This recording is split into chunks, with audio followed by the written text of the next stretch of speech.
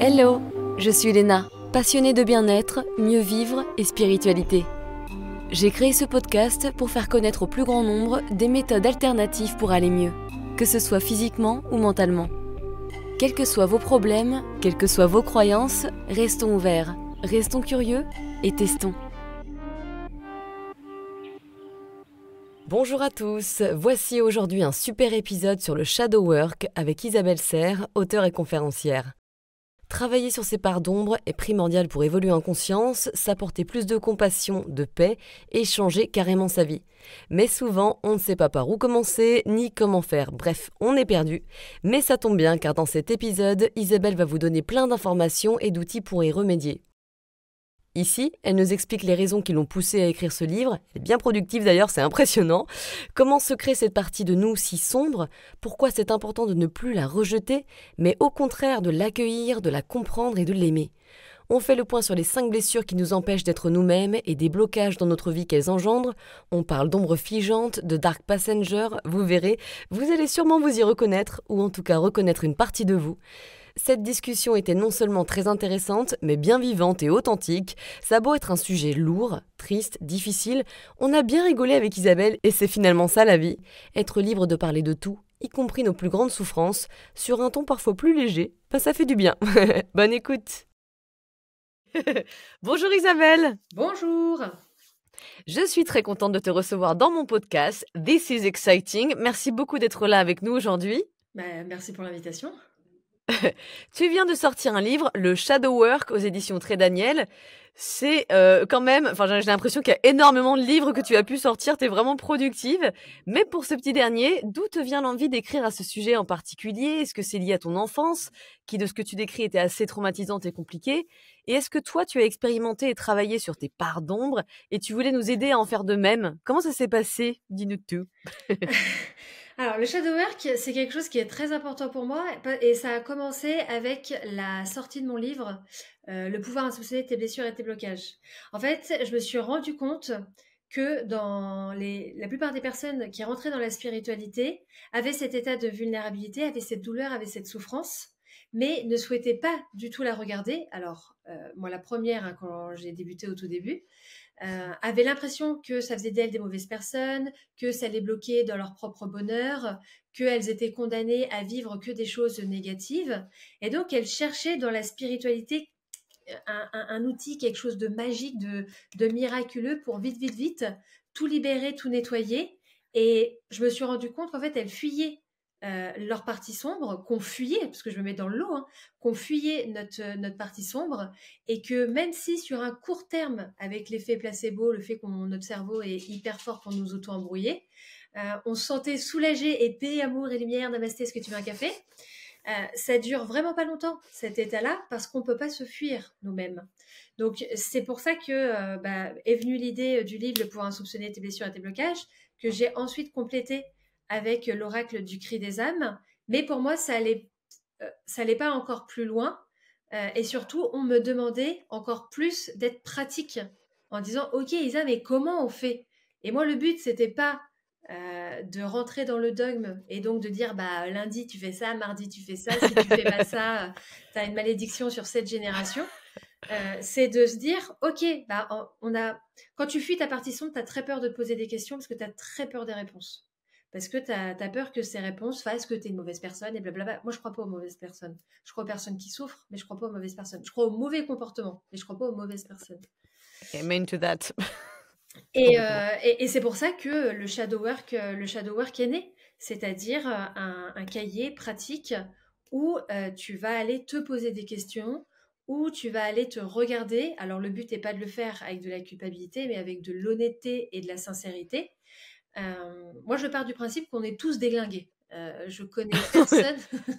J'en connais peu des gens, oui, ça n'existe pas. Bien régulés. Ouais, effectivement. À différentes échelles, à différentes récurrences, dans différents domaines, on est tous déglingués.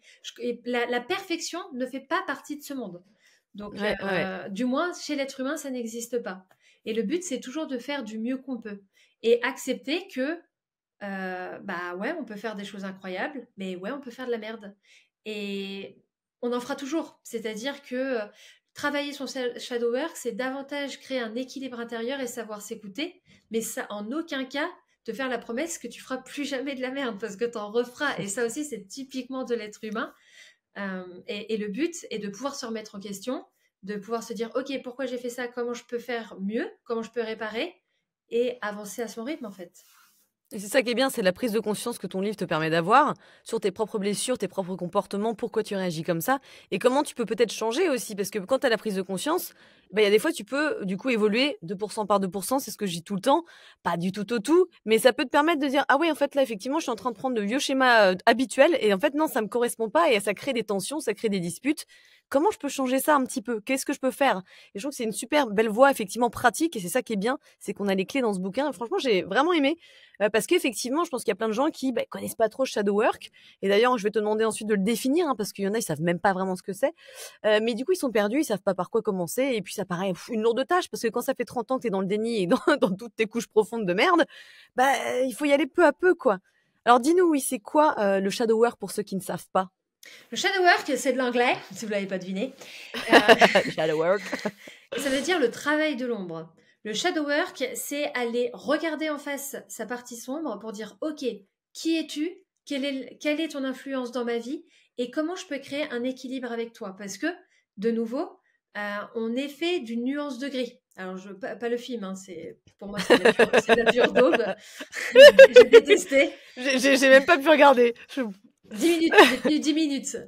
C'est pas mal. Mais vraiment, on est fait d'une nuance de gris, c'est-à-dire qu'on a une partie lumineuse, une partie sombre, et ça fait du gris.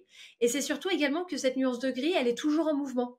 C'est-à-dire qu'on est des êtres avec des énergies en mouvement qui vivons dans un monde en mouvement. Tu ne pourras jamais atteindre le bonheur linéaire qui va rester comme ça tout le temps, le mal-être linéaire qui va rester comme ça tout le temps. On est fait de mouvements, on est fait de vagues qui nous traversent. Et le but, du coup, c'est d'aller chercher et de comprendre notre partie sombre pour pouvoir s'adapter à elle, pour qu'il y ait un équilibre entre lorsqu'elle se pointe, OK, pourquoi elle est là, et ensuite moi, qui je suis, mes envies, mes besoins, mes projets. Mais c'est pas du tout la libérer et la fuir. On ne peut pas fuir notre partie sombre, elle fait partie de nous. Et surtout, elle est importante. En tant qu'alerte, elle est importante. Parce que si, par exemple, je sais pas, comme tu disais, t'es enfermé dans un schéma relationnel toxique. C'est-à-dire que tu crées et tu nourris toujours le même type de relation où t'es pas épanoui, mais ça te rassure parce que c'est ta zone de confort. Si ta partie sombre, elle est pas là, tu vas pas t'en rendre compte, en fait, que ça te convient pas. Donc notre partie sombre, elle est très intéressante en tant qu'alerte. En fait, il y a vraiment cette notion de il y a ce qui s'est passé, parce que notre partie sombre, elle se crée pas par magie, c'est pas de la loterie. Alors si on croit à la réincarnation, il y a déjà le poids karmique, que ce soit personnel ou transgénérationnel, de ce que nous transmet notre famille. Il y a également toutes les blessures de l'enfance.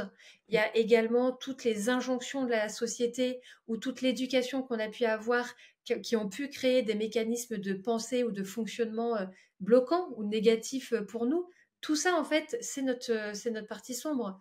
Et le but, c'est de la voir telle qu'elle est et de dire, OK, maintenant, qu'est-ce que j'en fais?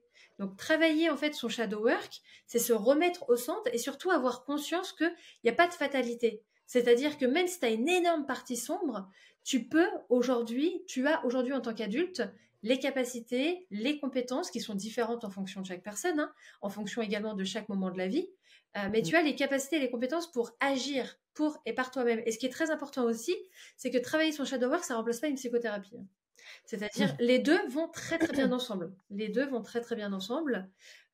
Mais ça ne remplace pas une psychothérapie parce que ce n'est pas du tout un outil magique et miraculeux qui fait revenir l'être aimé.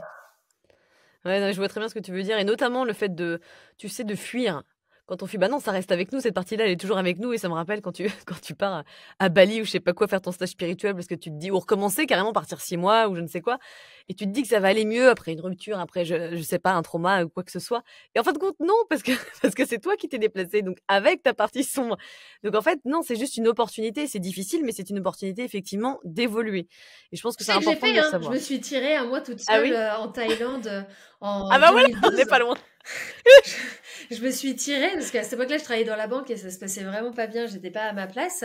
Mais tu vois, par contre, en Thaïlande, j'ai vu ma partie sombre. Je me suis rencontrée. Et j'ai toujours dit, il a fallu que je quitte mon chez moi et que je parte à 10 000 kilomètres pour me rencontrer, moi, quoi. Ouais.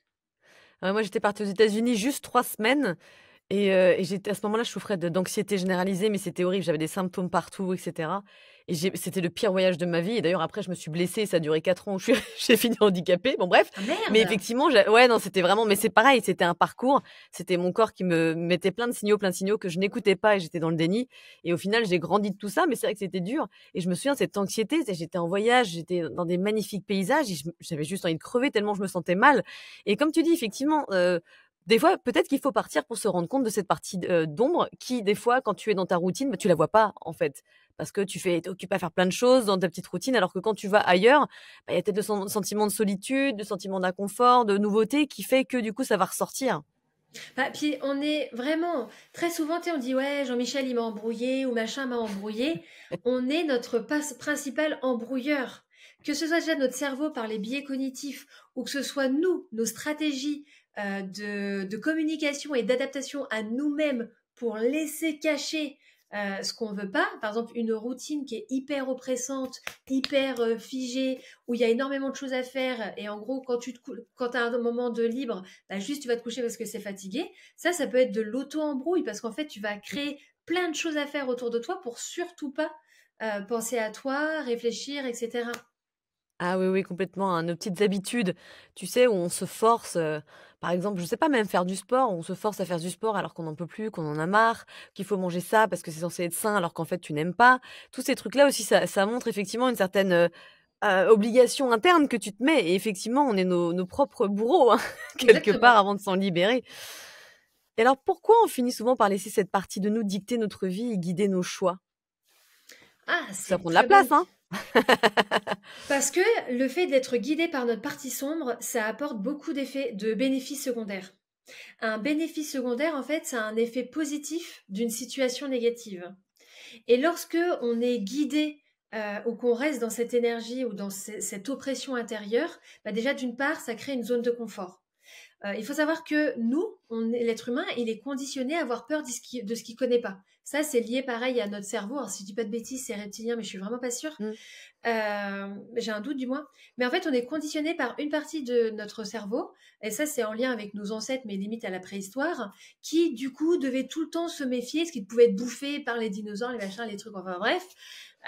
Et où, donc en plus, ils étaient nomades, donc ils pouvaient jamais se poser. Et donc, il y avait vraiment cette dimension de méfie-toi de ce que tu connais pas. Et ça s'est inscrit, on va dire, en nous. Et donc, naturellement, ce qu'on connaît pas, ça fait peur. On est conditionné à ça. Alors, le but, c'est pas de l'écouter comme un vrai conseiller. Ensuite, tu t'adaptes, mais naturellement, tu vas flipper de ce que tu connais pas. Et donc, l'être humain aime beaucoup sa zone de confort. Une zone de Oh oui. confort, tu peux y rester 30 ans. Si dans ta zone de confort, tu peux expérimenter, aller vers le renouveau, etc., il n'y a pas de problème. La zone de confort, elle devient problématique lorsque, du coup, paradoxalement, elle est inconfortable. C'est-à-dire qu'elle t'empêche d'évoluer. Alors, on n'est pas des Pokémon, hein. Évoluer si tu en ressens le besoin, Ouais. qu'elle t'empêche de pouvoir innover, qu'elle t'empêche de faire de nouvelles choses, de découvrir de nouvelles capacités, compétences, soit de création, travail, sentimental, enfin bref. Là, elle devient étouffante. Mais le souci, c'est que l'être humain, on aime beaucoup cette zone de confort, parce que même si elle est étouffante, eh ben, elle est rassurante, parce qu'elle est familière. Et donc, si Exactement. tu as grandi et si tu t'es construit dans de la souffrance, malheureusement, et moi je dis toujours, hein, la souffrance, l'anxiété, les angoisses, les peurs, ce sont tes parents. C'est-à-dire que il y a cette odeur doudou, il y a ce contact doudou, il y a le fait que même si ça fait mal, hein, et j'en parle en connaissance de cause, ça fait hyper mal, mais paradoxalement tu te sens en sécurité. Donc t'as pas envie de la lâcher, cette zone de confort. Et ça, Mmh. c'est un des bénéfices secondaires du fait qu'on garde en nous la souffrance. La deuxième chose aussi, c'est que garder en nous ces souffrances, les nourrir et qu'elles nous conseillent, ça nous permet de fuir le bonheur. De nouveau, si tu as peu connu le bonheur, ou dès qu'il y a eu des moments de bonheur, tu as eu Voilà. un. Et ben soit le bonheur, il te paraît comme quelque chose d'inconnu, et donc du coup danger, soit sinon tu as l'impression que le bonheur, bah, il a un prix qui est beaucoup trop important pour toi. Puisqu'à chaque fois, si quand tu étais plus jeune, à chaque fois il y avait un moment cool, tu avais un moment pénible, bah, tu as associé en fait, si le bonheur est là, je vais prendre cher. Donc tu vas vouloir le fuir, ce bonheur-là. soit parce qu'il est étranger et que tu connais pas et que ça te fait flipper, soit sinon parce que tu n'as pas de nouveau envie de payer la dette de ce bonheur par la souffrance. Et donc en Mm. gardant ces souffrances auprès de toi, et ben, du coup, tu vas laisser le bonheur de côté. Ça, c'est vraiment les deux grandes raisons qui fait que on garde en nous ces souffrances-là. Bah ouais, quand on a connu que ça, on s'est construit avec ça. Même si c'est toxique, comme tu dis, c'est familier et quelque part rassurant. Et c'est très difficile de découvrir le bonheur si on a connu que des choses toxiques ou oppressives, etc. Et c'est vrai que moi, plusieurs fois, ça m'a fait peur. Et donc, mon système, ça me rendait anxieuse d'être heureuse. Tu Oui, vois, c'est parce assez que tu te marrant hein, dis, comment ouh, le corps c'est pas, fonctionne. bah non, c'est pas normal. Non, C'est pas non, non, normal, là, tu vois. tu vas cracher, il va y avoir un problème, tu vois. Non, mais tu sais que du C'est coup, ça fou. déclenche ton système nerveux sympathique, ça te fout en hypervigilance, du coup, ça t'épuise, donc t'as pareil, t'as bonheur égal, je suis fatiguée, je mets 3 semaines à m'en remettre, merci. Non, mais c'est vrai, hein. Complètement, Donc, ouais, ouais. Ouais. donc Non, non, je suis assez d'accord et c'est fou. Moi, je sais que bon, j'ai beaucoup travaillé sur moi, fort heureusement, j'avais du boulot. Mais il y a, je sais pas, il y a 15 ans, quand j'étais au début avec mon chéri, dès qu'il me proposait des nouvelles choses, pour moi, c'était ah non, mon Dieu, non. Je disais, c'était non automatique parce qu'en fait, non. Ça se trouve, il y a ci, ça se trouve, il y a ça se trouve, une menace. Et j'ai appris à être de plus en plus flexible, ce qui n'est pas évident tous les jours, encore maintenant, même après avoir bossé beaucoup sur mes traumas, mon système nerveux, etc. Mais effectivement, ça me coûte toujours de, plutôt que répondre et de dire non tout de suite, je fais une pause et tu sais, je me recentre un peu et je me dis, ok, je vais voir. Tu vois, je peux lui dire ça, je vais voir, je réfléchis parce que je sais que mon système a besoin de temps pour évaluer un peu, tu sais, le degré de risque ou pas. Et pour moi, que j'ai la conscience qui me dise, bon, allez, c'est bon, on peut tester, il n'y a pas de risque. Donc c'est assez fou quand même, hein, comment on est protégé par notre inconscient. mais c'est très intéressant ce que tu dis parce que c'est là où on voit, et alors je suis désolée, je vais me permettre de le dire, le travail réel sur soi.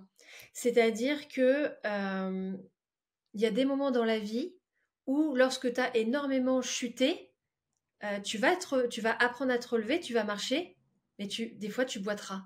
Et c'est pas Mm. parce que tu boites que tu as mal fait ton travail.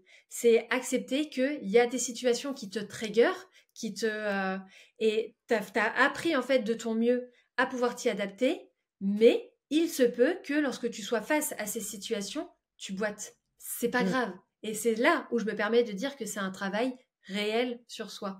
Parce qu'il y a toujours Complètement, cette notion de boiter. Et rappelez-vous, bien on sûr. est toutes et tous déglingués, donc c'est pas grave de boiter.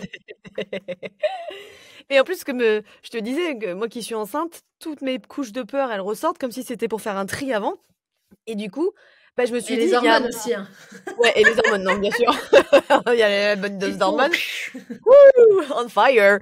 Et effectivement, il y a des fois, je me disais: «Mais merde, je me reconnais pas, j'ai l'impression de régresser». Non, ce n'est pas régresser que d'avoir effectivement plein d'hormones partout dans ta physiologie et aussi d'avoir des peurs ou ce que j'appelle le saut, tu sais, la jauge de stress qui est un peu trop remplie en ce moment. Bah oui, effectivement, comme tu dis, on est cyclique et il y a des fois, c'est un peu trop rempli. Donc là, bah, on n'est pas parfait, c'est OK. Là, faut que j'utilise des ressources qui vont m'apaiser et ensuite, je vais pouvoir revenir à travailler sur moi, etc. Mais effectivement, on est constamment en changement et c'est pas parce qu'on a vachement évolué ces dernières années que bah il y aura pas des moments plus bas. Effectivement, c'est tout le temps comme ça bouge. Il faut être flexible, faut être OK avec ce qui est parce que sinon t'as pas fini, c'est toute ta vie comme ça. Sinon, si tu cherches la perfection, c'est la voie royale vers le faux self. Le faux self, c'est vraiment, tu crées en fait un personnage qui socialement est très lisse et parfait, mais qui n'est pas du tout toi. Et tu vas épuiser tes ressources à maintenir ce faux self en vie. Et Ouais, lorsqu'il y aura des petits craquements, tu te sentiras hyper coupable parce que tu auras l'impression que tu n'as pas avancé, comme tu dis, que tu as régressé, etc. Non, on est faillible. Et en fonction de avec qui t'es, où tu vis, où tu travailles, comment tu as bien dormi, si tu manges bien, si c'est ça. comment ta santé physique, il y a des choses que tu vas très bien gérer un jour et que tu vas bugger devant le lendemain. C'est normal. Donc stagner, faire des pas en arrière, rester sur place, ce ne sont pas des embûches, ce ne sont pas des erreurs, c'est un cycle normal de vie. Complètement. Et je pense que ce qui manque beaucoup à notre petite société et à nos chers individus, c'est la compassion pour soi. C'est vrai. Tu vois, tellement de jugements constamment et on s'est construit avec ça, hein. Mais du coup, moi, je dis tout le temps à mes auditeurs, compassion, c'est pas grave si vous n'êtes pas parfait. Hop, c'est pas grave, c'est C'est pas OK. possible de toute Ça façon. arrive. Ouais. Et sinon, tu te sens vraiment trop mal et effectivement, le perfectionnisme, beaucoup de gens en souffrent. Moi, j'en fais partie, même si ça s'est calmé avec tout le travail que je fais, mais effectivement, si tu as pas de compassion, tu continueras à être dans le jugement et tu vas jamais te sentir bien en fin de compte. Tu n'avanceras jamais parce que tu vas pas t'autoriser à être dans l'imperfection et l'imperfection, des fois, si tu as conscience de cette imperfection, ça va être une possibilité pour toi d'aller un petit peu de l'avant et de changer. Donc, slow down. Let's be human, folks.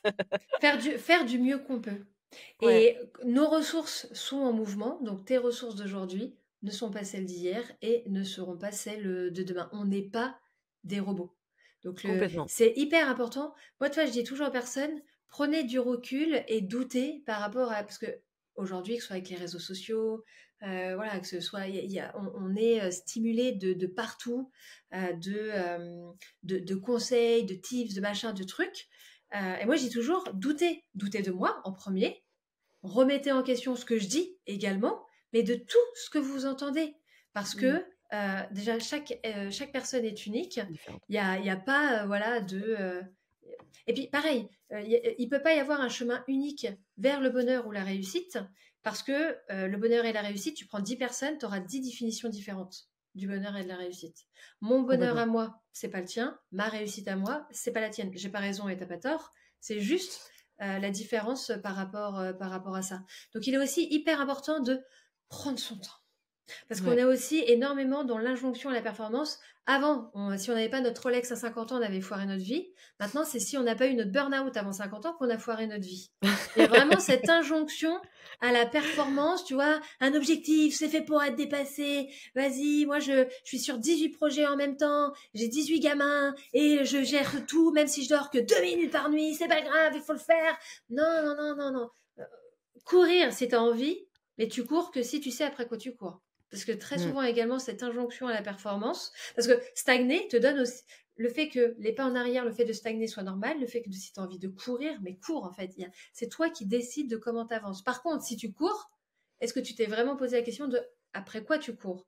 Et si tu arrives à répondre à cette question, après quoi je cours, est-ce que tu es vraiment OK avec ça? Et Mmh. si tu dis, ah bah non, en fait, je sais pas pourquoi, arrête de courir. Parce que vraiment Complètement. aussi cette injonction à la performance, on l'a énormément. Et moi, ça m'a fait bugger d'ailleurs parce que j'avais parlé avec Kevin Finel, tu sais, qui est prof d'hypnose, et m'avait dit, tu sais, il me dit, tu sais, Isabelle, de base, le développement personnel, il est issu du capitalisme. C'est-à-dire que le développement personnel, au tout début, les bases de la base de la base, le développement personnel, il a été mis en place pour que les personnes puissent donner le meilleur d'elles-mêmes pour bosser, on va dire, mieux, sur un temps plus court, comme ça on les paye moins, il y a plus de productivité. C'est le capitalisme. Donc, le but maintenant, c'est de lui redonner une nouvelle définition à ce développement personnel, à la spiritualité. On abandonne l'envie de devenir la meilleure version de soi, on reste à soi. Je suis moi-même. Si déjà tu sais qui tu es, vraiment c'est...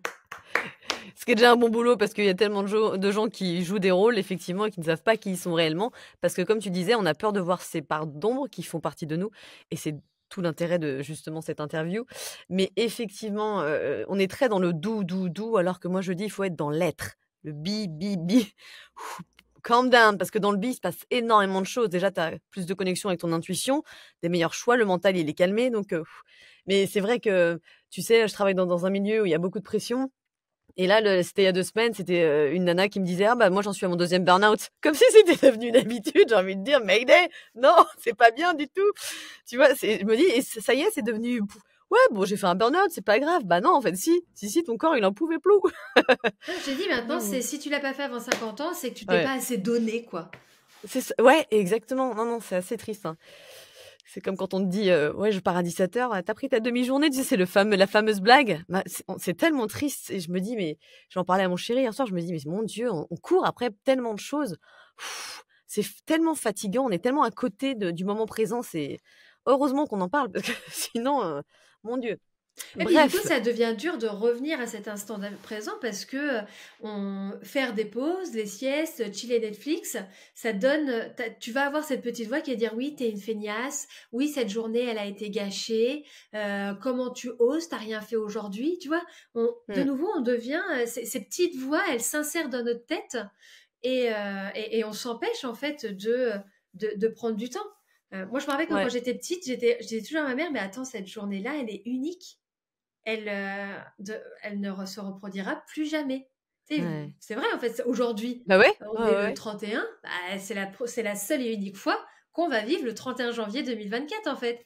Et quand Mmh. j'étais petite, ça me faisait bugger parce que, en fait, je les voyais, répéter toujours la même chose, genre, moi, à l'école, fais les machins, et mais cette journée, elle est unique, qu'est-ce qu'on fait? On la marque comment, cette journée, en fait? Bon, je passais pour une déglinguée, mais ben, Bah c'est non, l'habitude, hein. malheureusement, effectivement, je pense que cette petite, âme d'enfant, il faudrait que tout le monde, la ressorte un petit peu. Et je pense que c'est hyper important. Moi, j'insiste toujours sur les transitions entre chaque action. C'est faire une pause entre chaque action, chaque chose que l'on fait dans la journée pour se reconnecter un peu au moment présent, pour faire une pause. Tu vois, c'est pas tout de suite Instagram ou pas tout de suite on va aller faire des courses ou on va aller chercher les gosses ou je ne sais quoi. C'est OK, 5 minutes, juste 5 minutes où tu te reconnectes un petit peu, tu regardes ton environnement, tu écoutes les sons, tu sais, tu t'apaises, tu te reconnectes avec ton corps. Ah, Juste je ça, tu valide. vois, pour Je c'est valide à et 200%. je pense que si tu le fais tout le temps, enfin en tout cas régulièrement, au bout d'un moment, mais évidemment, tu auras assez de connexion neuronale pour y repenser et tu vois, ça va te détendre, ça va devenir assez familier et souvent je coach mon chéri, je fais: «Est-ce que tu as fait une pause là?» Parce que je le vois, ça monte, ça tu sais, autour de ses yeux, ça devient marron tellement il est fatigué parce qu'il est toujours dans le faire. J'ai fait une pause, 5 minutes, c'est pas grave et je lui dis pas Facebook ou pas Instagram ou tu vois, juste connecte-toi avec le moment présent. Je Ouais, pense c'est que des c'est hyper sas, important. ce sont des sas de décompression, en fait. Complètement. Ouais, ouais et il faut pas, effectivement sous-estimer ce pouvoir de ne rien faire, même 5 minutes et effectivement, quand on pense qu'on perd du temps, avec ces 5 minutes-là, c'est que le mental a gagné et c'est un problème. Il faut revenir à soi, c'est pas possible. Ah là là, donc d'où l'importance de bosser aussi sur le shadow work, hein, qui nous permet de se connaître plus, d'avoir plus de compassion et de pouvoir changer ses comportements qui étaient jusqu'alors inconscients. Mais c'est vrai que je suis sûre que certaines personnes, elles considèrent cette partie comme une ennemie et ça doit être dur, hein, quand, tu te dis qu'il faut pas la garder inconsciente, et d'ailleurs, c'est même dur, je trouve, à sortir de cette inconscience. C'est-à-dire qu'il y a tellement de schémas inconscients, on sait pas comment faire, tu vois? Bah, c'est pour ça que j'ai écrit Shadow Work. Voilà, c'est fini l'épisode, au revoir. C'est Non, mais pour exactement. donner, c'est vraiment pour donner une porte d'entrée. Moi, ce qui m'a fait Ouais, beaucoup de peine aussi, et c'est aussi pour ça que j'ai écrit Shadow Work, c'est que lorsque je parle avec des personnes, elles me disent j'ai peur de ce monstre. C'est-à-dire que elles voient leur partie sombre comme un monstre ouais, qui n'a qu'une envie, c'est de les dévorer. Et puis en plus, en décrivant leur partie sombre comme un monstre, bah, vu que ça fait partie d'elles-mêmes, ça veut dire qu'il y a une partie d'elles-mêmes qu'elles croient qu'elles mmh, sont monstrueuses. Je pense qu'elles sont rares. Il y a des personnes qui ont vraiment des comportements monstrueux, mais c'est pas tous les êtres humains, tu vois. T'as juste à aller voir la politique, ils le sont tous. Mais si t'es pas dans la politique, t'as pas de comportement, ou du moins il y a moins de chances monstrueux. C'est-à-dire que moi, ça me blesse énormément parce que je me dis, waouh, mais comment elle se voit? J'aimerais vraiment que elle se voit comme moi, là, je la regarde. Tu vois, la puissance du regard euh, malveillant presque qu'on peut avoir de soi sur soi. Notre partie sombre, elle n'est pas merveilleuse et surtout, moi, je dis toujours, notre partie sombre, elle a souffert. Ce dont elle a besoin le plus, c'est d'être regardée. C'est c'est d'être ouais, regardée, c'est d'être vue et c'est d'être aimée pour qui elle est. Parce que notre partie sombre, c'est nous. C'est nos souffrances passées. C'est comment on a réagi dans le passé. C'est nous, en fait. C'est c'est un nous, petit enfant intérieur qui souffre, c'est pas un monstre exactement. derrière. Ouais. Donc le but, c'est vraiment de la prendre dans ses bras, de la regarder et d'aller poser de l'amour là où il y a eu de la souffrance. Et on pose de l'amour là où il y a de la souffrance en faisant le shadow work, c'est-à-dire en osant se poser des questions, en prenant du recul sur nos choix de vie, sur nos relations, sur ce qu'on fait avec soi, avec les autres, etc. Mais être honnête avec soi. Bien sûr que tu vas te rendre compte que des fois, tu as fait de la daube. Je te dis, tout le monde le fait. Si tu entouré de personnes qui disent ah non, moi franchement, jamais, écoute, réfléchis à tes relations et ose être en contact avec des gens qui disent ouais, là, j'ai fait de la merde. Tu vois, c'est hyper Mmh. important. Mais on en fait tous de la daube. Et on a fait ce qu'on a pu avec la conscience qu'on avait sur le moment et c'est ça Tout à qu'il faut se fait. dire. Mais, mais c'est vrai que tu nous parles, hein, dans ce livre des 5 blessures, qui nous empêchent d'être soi-même et tu nous aides à travailler dessus en profondeur. C'est quoi ces 5 blessures et en quoi sont-elles utiles à connaître? Alors, les blessures, je les ai pas inventées, hein, c'est le travail de Lise Bourbeau. Lise Bourbeau, ouais. Donc, je me suis appuyée dessus pour le shadow work. C'est les 5 grandes cicatrices, les 5 grands traumatismes qui peuvent s'inscrire en nous et ensuite qui peuvent nous influencer et nous répercuter en tant qu'adultes parce que une blessure va produire un blocage. Donc, ces 5 grandes blessures, bah, tu as le tips mnémotechnique, un trahi, qui te permet de toutes les connaître, hein, trahison, rejet, abandon, humiliation et justice. Et moi, je ne crois pas qu'on ait une ou deux blessures. Je pense qu'on a toutes et tous un spectre de ces blessures-là. C'est-à-dire que chaque blessure n'aura pas la même intensité, Voilà. la même Même influence. pourcentage. Exactement. On n'aura pas toutes et tous le même pourcentage. Il y a également la place du libre arbitre, c'est-à-dire j'ai souffert, mais comment je réagis aujourd'hui. Donc ça aussi, ça diffère. Et pour rappel, une blessure, elle produit un blocage, non pas parce qu'on est nul, non pas parce qu'on est faible, mais parce que on va chercher à tout prix à se protéger. C'est-à-dire que lorsqu'on se bloque, si tu cherches à te libérer de tes blocages sans comprendre pourquoi tu te sens en insécurité, pourquoi tu as peur et pourquoi tu te sens en danger, tu pourras jamais te libérer de tes blocages parce que tu te bloques, parce que de par ta souffrance passée, tu l'as actuellement, même si, entre guillemets, sans jugement de ma part, c'est pas justifié, tu te sens en insécurité. Donc, travailler sur ces blocages, c'est la porte sur ces blessures. Et comprendre ces blocages, c'est comprendre ces blessures. Et comprendre ces blessures aussi, c'est comprendre qui on est aujourd'hui. Ouais, complètement. Et c'est vrai qu'on a, comme tu dis, un petit mélange de toutes ces blessures. Moi, celle qui ressort le plus, je pense, c'est l'injustice, la blessure d'injustice. J'ai vraiment du mal à gérer ça et je peux bondir très vite, Mais la effectivement. colère, l'injustice. Ah là, ouais, exactement. Exactement, parce que la petite Léna, people pleaser de l'enfance, bah, elle l'est plus maintenant. Et donc, du coup, ça ressort encore un petit peu. Comment on peut travailler sur ces blessures? La première étape, c'est évidemment les identifier, mais ensuite, Bah, les identifier et puis bah, après voir, comprendre les blocages qui sont associés. Si je résume rapidement, donc trahison par exemple, c'est lorsque bah, ta confiance elle a été rompue quand tu as été enfant. Les blocages avec la suspicion à outrance, ça peut même être la manipulation des autres. Alors tu manipules pas parce que tu es une perverse narcissique, tu manipules parce que tu cherches à contrôler les autres parce que tu as peur qu'ils te trahissent eux. Et ça va être tout le temps de l'hyper-vigilance. Ça, c'est la trahison. Le rejet, alors moi c'est ma plus grande blessure, ah. donc attachement évitant, bonjour. Donc le rejet en fait, alors pareil, de nouveau, t'as pas besoin, magie de l'être humain, t'as pas besoin qu'il y ait obligatoirement un événement concret traumatisant pour avoir une blessure. Une blessure, elle est liée à un ressenti.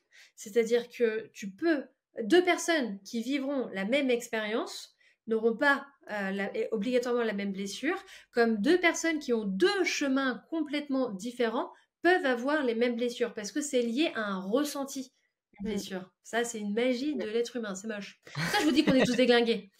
Le rejet, c'est lorsque, donc toujours dans l'enfance, hein, c'est lorsque dans l'enfance, tu n'as pas été regardé, tu n'as pas été considéré et tu as toujours eu l'impression que tu étais de trop en fait. Le fait que tu sois là, ça dérangeait.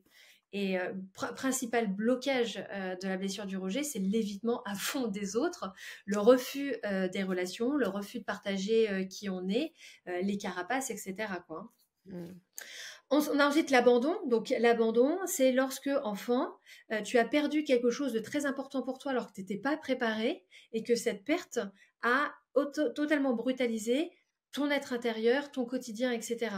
Donc là, classique, ce qu'on voit beaucoup, hein, mais la dépendance, tout ce qui est dépendance affective, le fait de plus réussir à poser des limites et le fait de refuser d'être seul parce que tu as absolument besoin des autres pour exister. Ça fait très mal, hein, la dépendance affective. Ouais. L'humiliation, c'est lorsque, enfant, tu as été obligé de montrer quelque chose que tu ne voulais pas. C'est-à-dire que ton intimité, et voire malheureusement ton intégrité ont été complètement dévastées. Et en fait, tu as montré des choses aux autres, ou les autres sont allés voir des choses que toi, tu voulais garder cachées. Donc, l'humiliation, ça va créer de très grosses problématiques au niveau de la relation avec son corps. Également, bah, il y a la honte aussi qui est associée et beaucoup de difficultés à s'affirmer lorsque la blessure d'humiliation conseille. Et l'injustice, l'injustice, c'est lorsque enfant, on n'a pas du tout respecté tes limites. C'est-à-dire que même si tu le disais, on a vu tes limites et on a marché dessus, en fait. Donc, on ne respectait pas ce dont tu avais Oui, besoin. oui. Et Oui, surtout, oui. on ne respectait pas en disant, là, tu rentres pas, là. Bah, en fait, tout le monde rentrait. Bah, ça crée la blessure d'injustice. Et l'injustice, malheureusement, ça aussi, je l'ai aussi, ça crée un feu intérieur et tu crées une relation déséquilibrée avec la colère. C'est-à-dire que ta colère, c'est ta conseillère, quoi. Et donc, tu peux monter très Montez. vite. Et par contre, l'injustice aussi fait que ça peut donner un peu ce sentiment de guerrier. C'est-à-dire que tu vas grandir en disant, moi, alors, Warrior. et puis relation sauveur-sauvé. Moi, je sauve les autres, j'ai besoin de personne. Moi, j'ai pas de sentiments, je tombe jamais, je suis hyper forte. Et donc la vulnérabilité, le fait d'avancer, la douceur. Non, non, pas de douceur, ça. Vas-y, moi je me bats. Tu vois, la bataille, ça c'est typique de la blessure d'injustice. Ouais. Ah, c'est tellement important, ça résume tellement bien l'humanité et tous les êtres humains, en On est fait. déglingués, je vous le dis. Mais je trouve que tu vois, le fait de savoir tout ça, ben, pour moi, encore une fois, ça ramène de la compassion pour les comportements des autres. Ça ne justifie pas, mais ça explique. Et je C'est ce trouve que je que dis toujours. ah bah voilà, mais je trouve, bah écoute, oh là là, nous sommes connectés. Mais du coup, je trouve que c'est quand même vraiment important parce que ça te ramène de l'empathie, tu vois. Tu peux comprendre pourquoi cette personne, elle agit comme ça. Enfin, je pense que c'est important. Et surtout, ça fait aussi travailler sur soi. Tu te dis, ah oui, ça oui, peut-être checklist un petit peu, ça oui, oui, oui. C'est vraiment intéressant, hein. Et le but n'est pas de se dédouaner en disant ouais c'est vrai je t'ai un peu hurlé dessus excuse-moi c'est la blessure d'injustice. Le but c'est pas de s'en servir comme excuse. Le but c'est de se dire ah ouais est-ce que là j'ai réagi vraiment comme je voulais ou est-ce que j'ai pas surréagi. Tu vois ça permet Ouais. de se remettre en question. Alors attention moi je dis toujours il y a un temps pour tout. Il y a un temps pour l'expérience et il y a un temps pour la remise en question. C'est pas quand t'es hyper énervé de te dire pourquoi je suis en colère. T'attends. Alors, le but, c'est que la colère, vraiment, il y ait le moins possible de dommages collatéraux auprès des autres. Mais t'attends que ça passe et après, tu te poses des questions.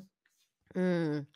Ouais, moi, un exercice de colère que j'adore, hein, c'est un peu une technique d'annihilation, c'est-à-dire que tu vas, enfin, t'imagines que tu es en train en fait, tu exprimes cette colère, cette énergie, tu l'utilises pour soit écrire, soit imaginer que tu es en train de péter la gueule à la personne, de mettre le feu partout, de briser toute la chambre ou je ne sais quoi, ou carrément de tuer la personne. Parce qu'encore une fois, c'est juste l'énergie de colère qui est en train de parler, ce n'est pas toi, sauf si tu as des problèmes de psychopathie. Mais bon, bref, je ne veux, voilà. Et je trouve ça, Psychothérapie. voilà.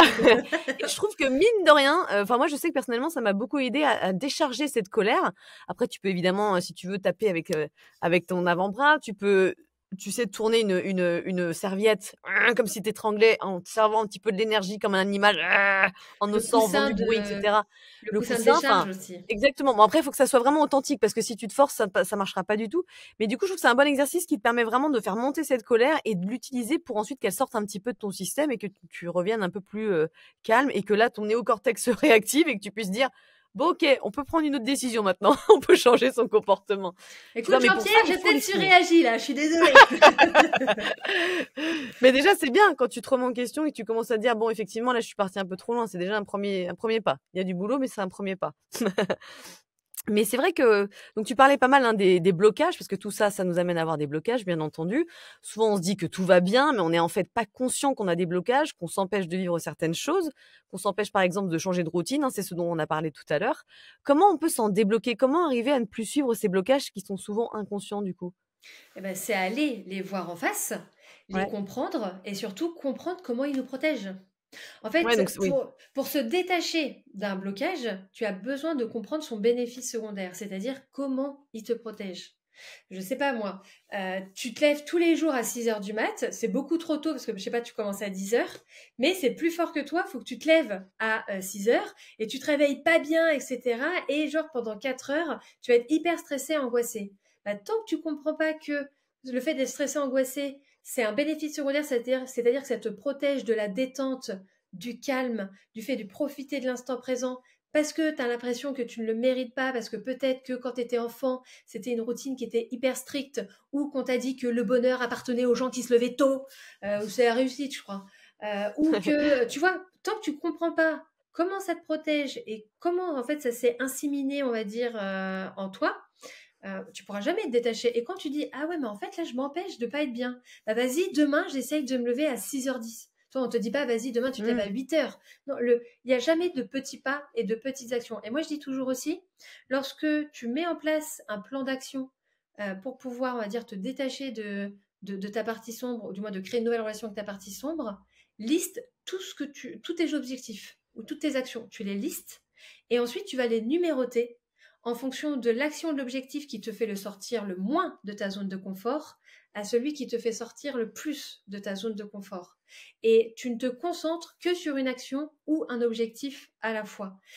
Parce que moi, je l'ai fait pareil, j'ai fait la première, tu dis vas-y, demain je me remets au sport, je mange bien, tu pars à la salle pendant 4 heures, tu bouffes un concombre, en plus je suis allergique par mois, et puis le lendemain, bah, tu dis, mais vas-y, c'est nul en fait. Donc, t'arrêtes le sport, tu n'y retournes plus jamais alors que tu as payé ton abonnement annuel.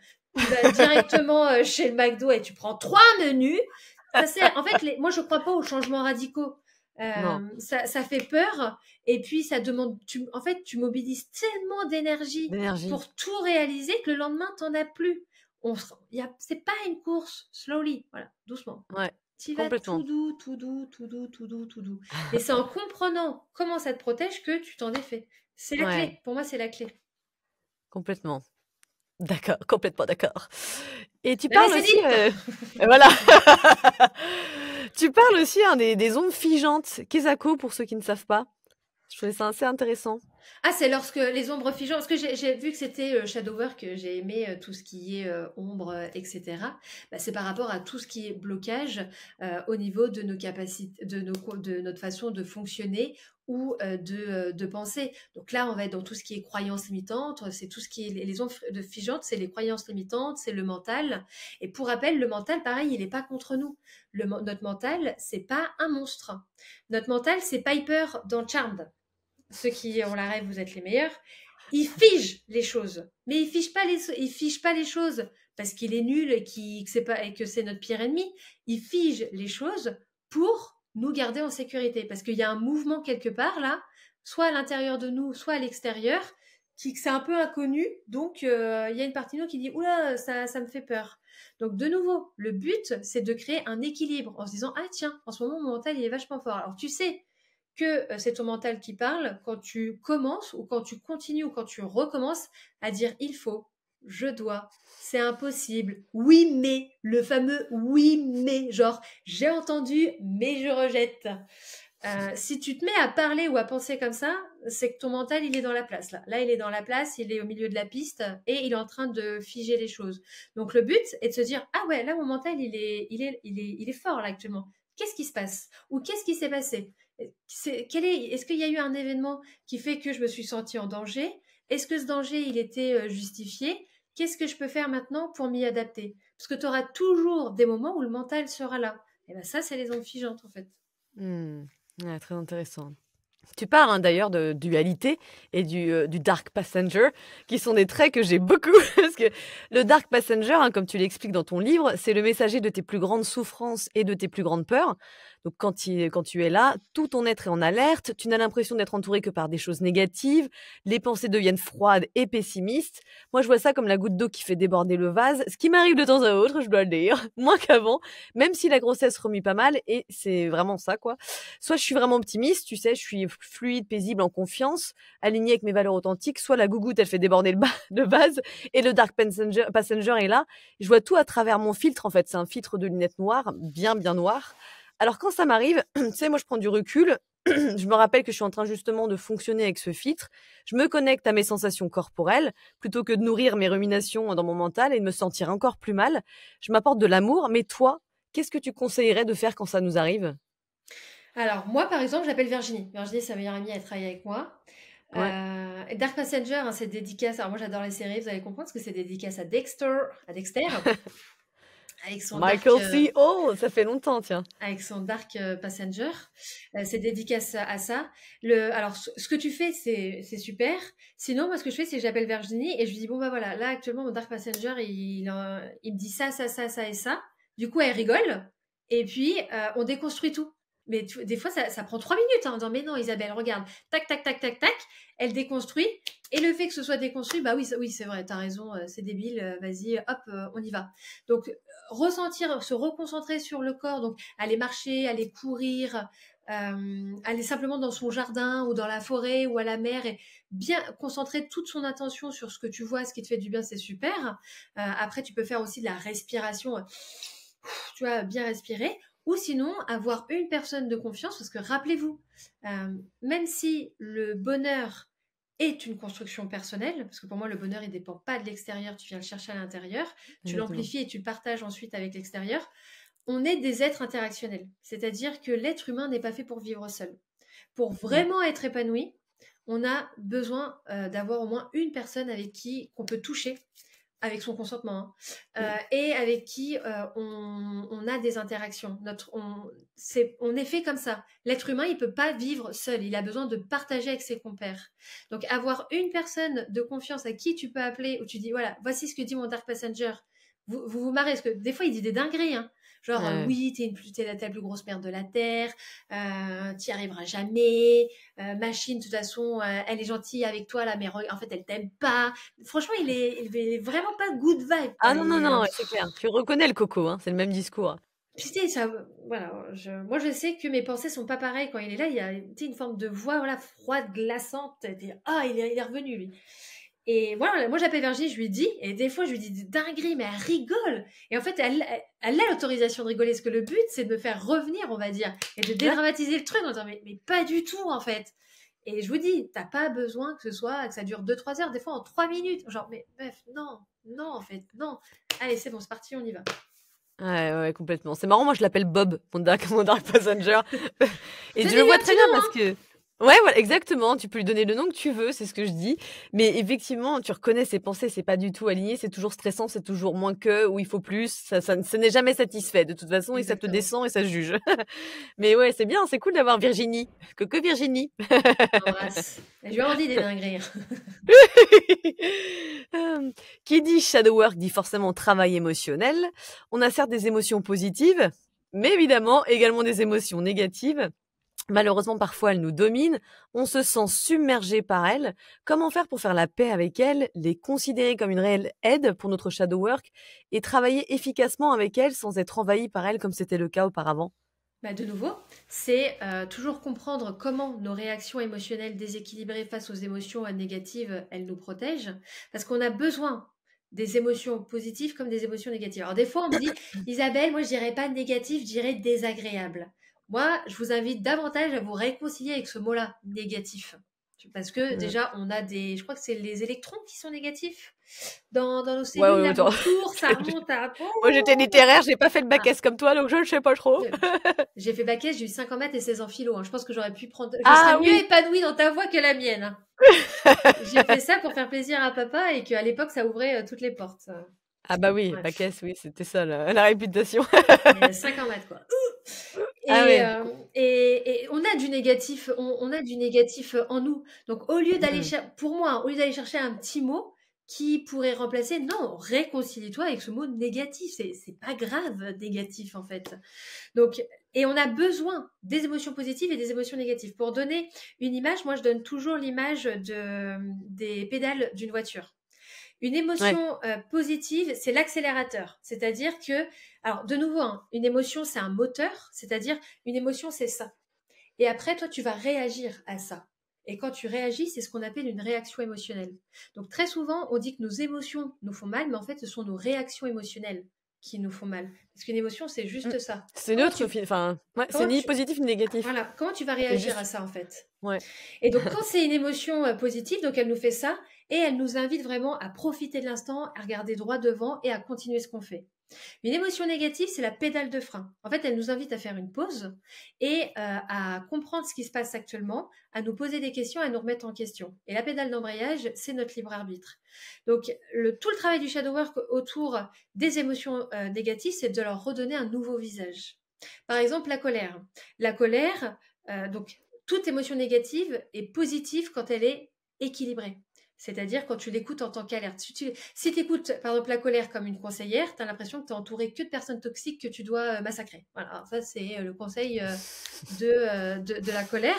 L'alerte de la colère, c'est ah tiens, actuellement, une de mes limites est dépassée. Parce que la colère, elle est là. Vivre sans colère, c'est dangereux.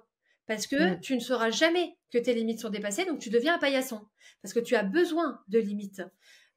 Donc, écouter la colère comme une alerte, ça te permet de dire, ah tiens, il y a une limite qui est dépassée, laquelle et comment je peux la restaurer. La peur, c'est pareil, c'est tellement dangereux de vivre sans peur parce que la peur, elle signale un danger. Donc, équilibrer sa relation avec la peur, ça te permet du coup que lorsque tu ressens cette peur, tu te poses et tu dis, attends, pourquoi j'ai peur là? Quel danger? Est-ce qu'il est réel? Est-ce qu'il n'est pas réel? Qu'est-ce que je fais? Tu as besoin. Et parfois, tu as de la peur, c'est est-ce qu'il y a un danger? Oui. Est-ce qu'il est réel? Oui.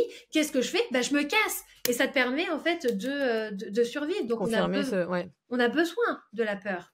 La tristesse, c'est l'énergie du deuil. Lorsque tu es triste, c'est que une partie de toi a déjà commencé le deuil, que ce soit d'une situation, d'une relation ou d'un mécanisme de fonctionnement et de pensée. Si tu n'es jamais triste, tu ne peux jamais fermer de chapitre de vie. Donc, tu ne peux jamais en fait accueillir le mouvement parce qu'une chose qui est sûre aussi, c'est que le linéaire n'existe pas. Donc, notre vie, elle est faite de portes qui s'ouvrent et de portes qui se ferment. Si tu n'acceptes pas que ces ouvertures de portes, tu n'es plus du tout dans ton mouvement intérieur, tu n'es plus du tout dans ton mouvement extérieur et ça va créer énormément de tension. Donc, tu as besoin de la tristesse. La culpabilité, c'est une émotion mais qui est tellement importante. Alors, la culpabilité, c'est une émotion qui est sociale. C'est-à-dire, elle n'est pas l'être humain qui vit pas avec ses congénères n'aura pas de culpabilité. Non, mais c'est vrai en plus. Parce que c'est une émotion qui se développe lors des premiers contacts sociaux, autour de 2-3 ans. Et la culpabilité, elle est hyper importante parce qu'elle permet de développer l'empathie. Il n'y a jamais d'empathie sans première culpabilité. Et la culpabilité, elle t'invite à réparer. En fait, tu te sens coupable de façon équilibrée lorsque tu as dépassé les limites de quelqu'un. Mais si tu ne te sens jamais coupable, tu ne verras jamais que tu dépasses les limites des autres. Donc, tu ne pourras jamais comprendre les autres, tu ne pourras jamais développer l'empathie. Donc, pour que notre espace collectif, parce que rappelez-vous, même si des fois on ne peut pas se blairer, on a besoin d'être ensemble. On est fait comme ça. Donc, on a besoin de partager. Donc, pour qu'il y ait un espace collectif positif, il est hyper important d'équilibrer sa relation avec la culpabilité. Parce que si par exemple elle est déséquilibrée, tu vas avoir l'impression de toujours dépasser les limites des autres, tu vas toujours vouloir réparer des conneries que tu n'as pas faites, et ce ne sera pas du tout justifié pour toi. Tout est une question d'équilibre. Et le shadow work, il permet ça. Il permet vraiment le travail de l'équilibre. Pas être totalement conseillé, pas totalement les fuir, l'équilibre. Et ça, le shadow work, qui redonne du coup un nouveau visage. Ça permet de se réconcilier avec ses émotions et on arrête de croire qu'on a mal fait les choses si on est triste, si on est en colère, si on se sent coupable, si on est jaloux, etc. C'est vraiment donner un nouveau visage à ces émotions-là. Et c'est vrai, quand on vit tout ça, souvent, on est un peu submergé par toutes ces émotions négatives. Et donc, du coup, on peut avoir du mal, tu vois, à ressentir des émotions que l'on catégorise comme positives. Comment on peut faire pour ressentir à nouveau des émotions agréables? Tu vois, j'ai l'impression que l'on compte trop sur les ressources extérieures. Et comme tu disais d'ailleurs, qu'on est vraiment... Enfin, ouais, on attend des autres, on attend des situations extérieures pour nous donner du bonheur, nous apporter du bonheur. Et en fait, ça risque de plus nous frustrer qu'autre chose. Alors, je suis tout à fait d'accord avec toi. En soi. Hier, j'étais en conférence sur la dépendance affective et pour terminer la conférence, on a fait un exercice qu'ils ont adoré et je leur ai dit mais vraiment je vous le conseille comme rituel pour aller chercher des émotions positives, parce que c'est un moteur. Et c'est vrai que et c'est intérieur, comme tu dis, t'as pas forcément besoin d'un élément extérieur, c'est à toi, ce sont tes émotions. Pareil, face aux émotions des autres, on accueille, on comprend, on juge jamais. Personne n'a le droit de dire « Ah, tu devrais pas ressentir ça ». N'accepte jamais cette phrase-là dans ta vie. Jamais. C'est à toi tes émotions. Vous pouvez en discuter avec la personne, elle accueille, elle comprend, mais elle n'a pas le droit de te dire si c'est justifié ou pas que tu ressentes ça. Complètement. Et l'exercice, c'était, vous vous installez dans un endroit calme, tu fermes les yeux, t'inspires, t'expires, et en fait, tu vas aller chercher en toi l'émotion positive que tu veux ressentir. Soit la joie, la gratitude, la sérénité, l'admiration, l'inspiration, l'amour, toutes ces émotions-là. Et si tu n'arrives pas à aller la chercher parce que c'est quelque chose qui est complètement étranger à toi, tu penses à un souvenir. Le moment où tu as ressenti le plus grand amour, le moment où tu as ressenti la plus grande joie. Tu te focalises sur ce souvenir-là, t'inspires et t'expires profondément jusqu'à... Ça a fait l'effet, ça, à tout le monde hier, tu vas avoir chaud. Parce que ça apporte une énergie positive. Et tu profites le temps dont tu as besoin. Ça peut être 2 minutes, 2 heures, 5 heures. Et après, tu ouvres les yeux et puis c'est fini. Il n'y a pas de dire ah merci à qui ou quoi. Non, c'est fini. Et également, c'est pas 3 fois par jour. Tu veux le faire 30 fois par jour, tu le fais 30 fois par jour. Donc, c'est aller se réhabituer à aller chercher par soi-même à l'intérieur de soi. Complètement et j'adore ça, ce genre d'exercice, c'est des exercices aussi de tu sais, moi, ce que je fais de cœur-cerveau, enfin, la cohérence du cœur-cerveau et justement, tu respires dans ton cœur et moi, je pense tout le temps à mon toutou après. Ça ça marche bien mon toutou parce qu'il me fait jamais chier globalement, il y a tellement d'amour, mais Vive effectivement, les pour un chiens! souvenir ouais, non, vraiment, ça aide beaucoup et ma petite saucisse là et effectivement, je vois très bien cette énergie chaude, les mains chauffent dans mon cœur, il y a et après j'essaie de, tu vois, de l'agrandir, de la faire circuler dans la pièce et cetera et ça fait beaucoup de bien que aussi d'ailleurs la gratitude, ce genre de choses, ça marche bien, hein, je suis assez d'accord, pour le coup, mais oui, on a tous quand même, j'ose espérer des souvenirs heureux ou des choses qui nous font du bien, tu vois? Ou même des fois, je sais pas, une personne connue, un acteur qui nous fait du bien, tu vois? Moi, j'avais un acteur comme ça, qui était devenu une référence dans mes dans mes méditations. Il s'appelle Andrew Scott, j'adore cet acteur, bon bref et en Il fait, joue dans lui, quoi? il joue, dans Fleabag. Je sais pas si tu l'as vu, le prêtre dans Fleabag? Non, C'est un acteur qui a joué j'irai aussi dans Black voir. Mirror, et cetera. Bon bref, il fait plein de petits seconds rôles, mais je pense que tu connaîtrais. Mais il a une boubouille, il me met dans une énergie, je sais pas, tu sais, des fois c'est des feelings.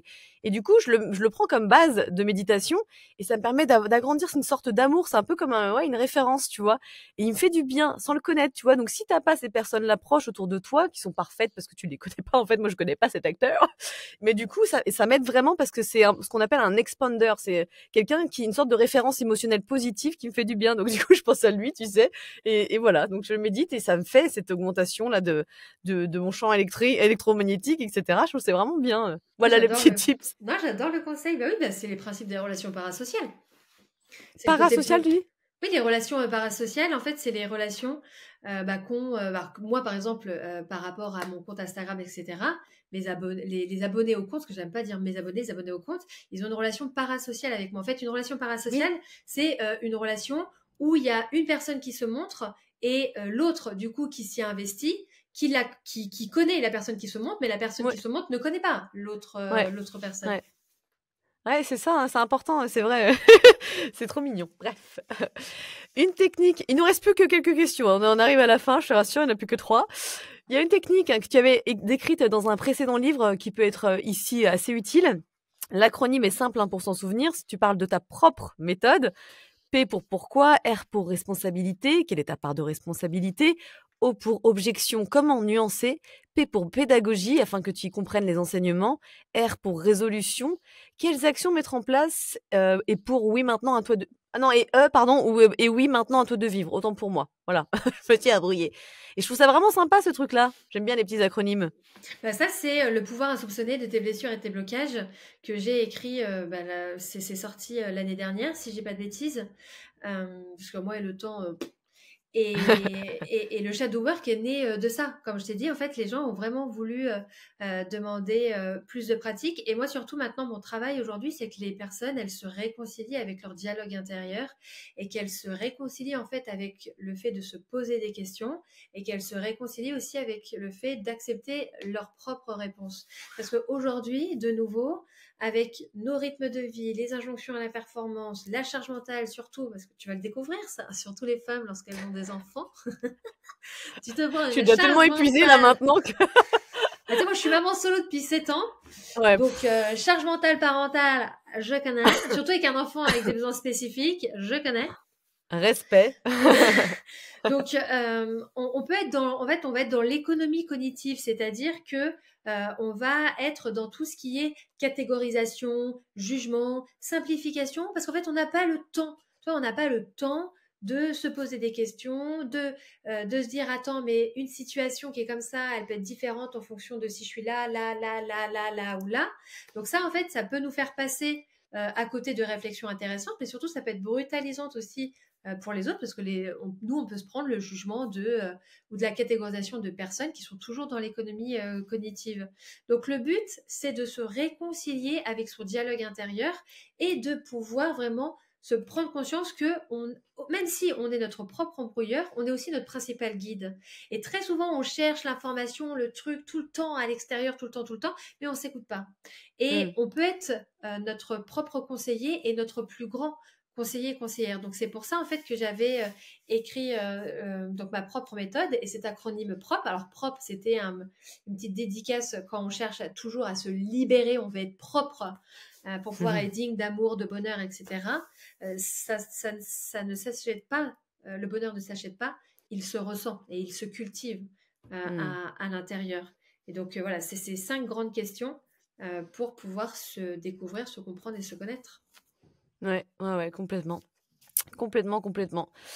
Toi qui es très connectée, je me demandais comment tu as eu toutes ces idées pour écrire le contenu de ton livre bien complet. Est-ce que c'était voilà, fluide? Est-ce que tu étais inspirée? Comment ça s'est fait? Comment ça s'est travaillé ce truc-là? Parce que c'est tellement un guide pratique rempli que je me suis demandé, mais dis donc, où est-ce qu'elle a eu toutes ces idées-là, quoi?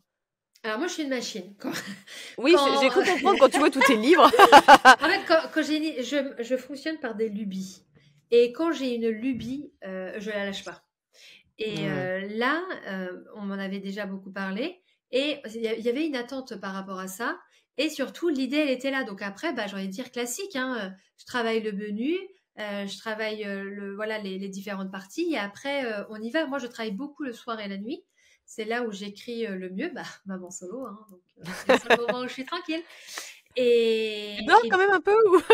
alors ça va, parce que j'ai un organisme, depuis que je suis toute petite, qui fait que moi, j'ai besoin que de 4 à 5 heures de sommeil.